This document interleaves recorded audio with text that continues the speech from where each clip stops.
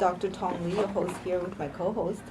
Kurt Wilhelm. I am so excited to be back on the show. This is actually one of my favorite times during the week is talking to our audience members about healthy living and actually I will So admit we can start living healthy to begin with, right? yeah, exactly. So the point is that as much as I don't want to offend our great listeners, it's really Dr. Lee that I look forward to talking to because she has such great wisdom every year, every Well, week. thank you. I look forward to it too. You It's bet. so much fun. um, So we've been talking about a lot of wonderful things, and today we'll be talking about something that affects almost 1/3 of adult Americans. That is something called high blood pressure or hypertension. This is a term we hear everywhere, but many people suffer from it, and we want to, get over all the details on what it is and why is it such a risk, what we should do about it, and other things we can do at home, other than taking medications if it's early stage or is an option. And I have a confession to make. The first time I heard the term hypertension, it was about 7 years ago, and I had an employee who said, "I can't come to work this week because my father has hypertension, and I have to be gone for a week." And I rolled my eyes and said, "Hypertension? What's that? Either he is stressed." So I've come a long way in learning about high blood pressure It's since actually then. interesting going over the history of how we learned about this disease. Mhm. I know some of that, but to review it, it was interesting. In the ancient time, actually, the treatments involve letting out blood, Mhm. the leeches, Oh yeah. Mhm. inducing fever that would actually cause your blood vessels to dilate to reduce blood pressure. Okay. That's how early we knew that high blood pressure was bad for you, and something needs to be done. And even though it seems a little bit crazy, you can kind of see what they were starting to consider. They knew there was something they needed to do to let off the pressure, but kind of the wrong idea. Yeah, high blood pressure is a silent disease. So the way we call it silent is because you don't necessarily have any specific symptoms or discomfort, or you don't necessarily know you have high blood pressure unless you take a check of blood pressure. Right. So it's good to be aware of such a common disease to actually get it under control, because it is damaging to all the vital organs. So, Absolutely. yeah, it's important to understand that. So, first of all, what causes or what is high blood pressure? Well, blood pressure has a normal range. We need blood pressure in order to drive the oxygenated, nutritionally loaded, fresh blood to our tissue. So that is, the resistance in the blood vessel. Usually we talk about the arterial blood vessels that you encounter, that the heart encounters when it pumps blood to the tissue. And there are usually two numbers in the blood pressure reading. The first one is called systolic. The second one is called diastolic.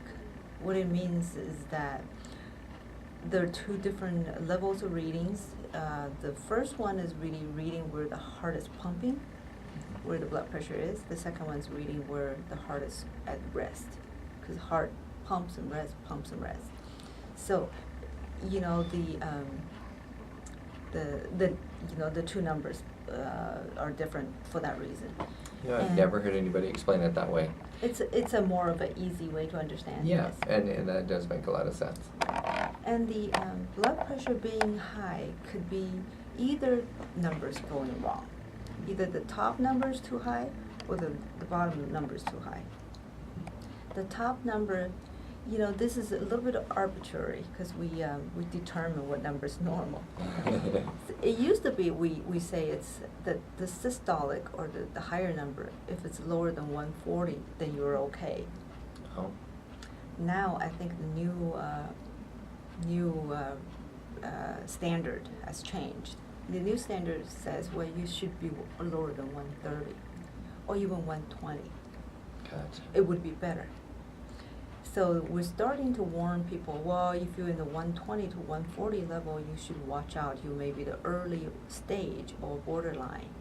So you can do something about it. So you can hopefully never reach the real advanced stage of high blood pressure, which I think is really good. Right. I do need to, I just feel strongly, I want to give a plug to Orange Theory here real quick. So I've been working out at Orange Theory for the last couple months, and lost about 17 pounds. That's beside the point. The point is that on my way to losing that 17 pounds, when I started working out there, I had okay blood pressure. It was 120/80. But I just took my blood pressure this morning, and I am now 106/73. So that I'm much less than that. Now, if your blood pressure gets too low, are you going to be talking about that? Kurt, you're just way ahead of me. We'll talk about that later. We definitely will talk about how exercise will, do a lot of benefit to your blood pressure. And you got a very good point there about blood pressure being too low. That's a very good concern.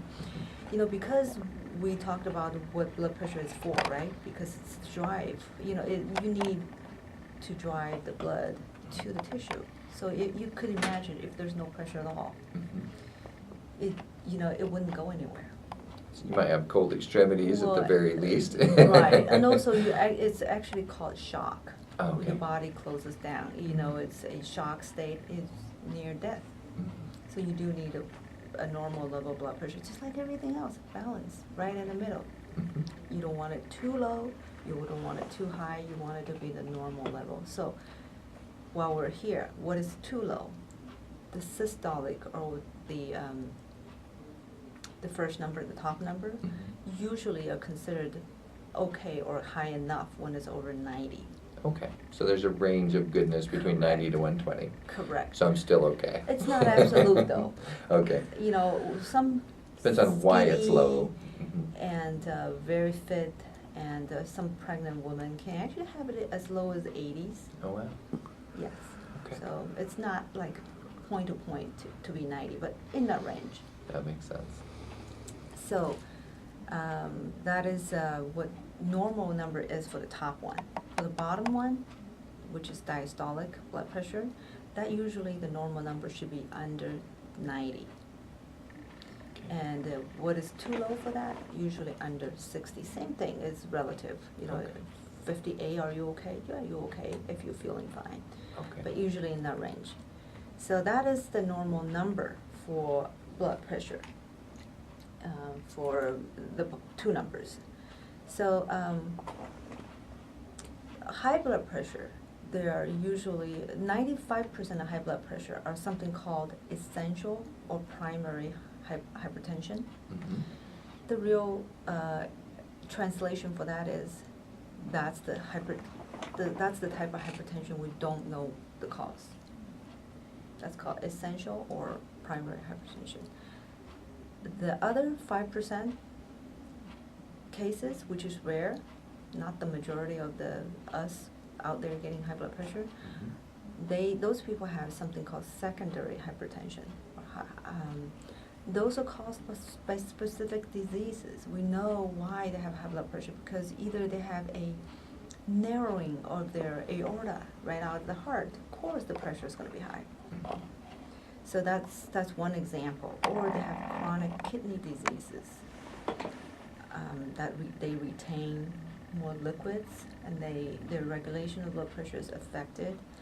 Or they have tumors growing in their endocrine glands, either in the adrenal gland, or in the parathyroid gland, or the thyroid gland. So they would have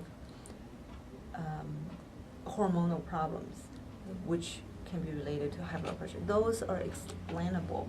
You know the cause. Those are secondary high hypertension. Other things include drugs. You know what? Cocaine causes hypertension. I didn't know that. Oh yeah. Wow. Cocaine can give you such a high heart rate and blood pressure, and you can actually have a stroke as a 20-year-old. Wow, is that what Well, a stroke or a partially- heart attack. Is that what, can very high blood pressure lead, in other words, the fact there's so much pressure there is part of what leads toward the Of stroke? course, it's somewhat mechanical. When you have such a high pressure, few things can happen. Acutely, the blood vessel can break, right? The pipe can So break. then it clots inside, is that part of what's happening? It's called hemorrhage or bleeding stroke, if Okay. it happens in the brain. Mm. If it happens in the blood vessel, that's where it's weak, Mm. it's called aneurysm rupture. Okay. That could be detrimental, as we can see. So those are the acute things. You know, you can also have a heart attack and those things. Yeah, because I've noticed that strokes and heart attacks are kind of come in the same vicinity, if not the same That's day. good you mentioned it. Yeah. The reason why these things are related, Uh-huh. we're gonna go over that too, is because high blood pressure is a insidious, silent disease of the whole body.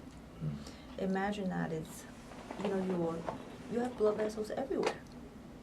Right. Where the blood vessels that are divided into capillaries, which is the very small, fine blood vessels, is where the organs rich in capillaries are heavily influenced by the consequences of hypertension. Those organs include brain, Mhm. kidneys, lungs, heart. They're Wow. very rich in blood vessels. So when you have high blood pressure, all those organs can be affected. And this is kind of interesting to talk over too. I think we're almost time for break. Yeah, it looks like it is. So in when we just a come few back, seconds. we'll talk about what kind of muscles are there controlling blood pressure, and why the blood pressure can be high when we don't know, when we're not tensing up, and what can we do about it. So don't go far away. This is Dr. Tong Li with Ageless Living and Voice America Word Talk Radio. We'll be right back after the break.